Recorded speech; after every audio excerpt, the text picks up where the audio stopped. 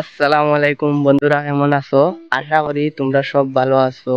যারা যারা জানোই না, আগে আমরা শর্ট ভিডিও ক্রিয়েট করতাম। শর্ট ভিডিও ক্রিয়েট করবার সময় যারা যারা আগে আমরা সাপোর্ট করছেন, অনেক বেশি সাপোর্ট পাইছি। যারা যারা আগে আমরা সাপোর্ট করছেন, এখনো আগর লাগান সাপোর্ট দেখাইবা।